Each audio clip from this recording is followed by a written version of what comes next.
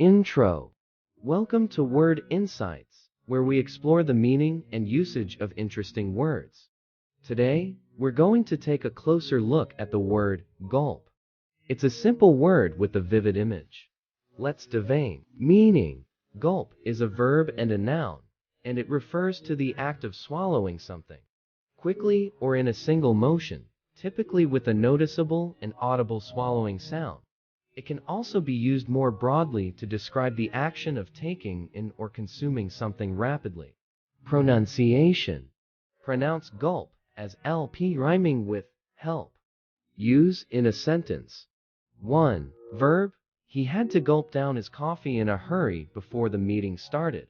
2. Noun. With a loud gulp, he swallowed the last bite of his sandwich. Synonyms.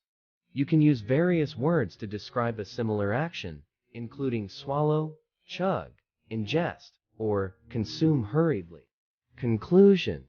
That concludes our insight into the word gulp.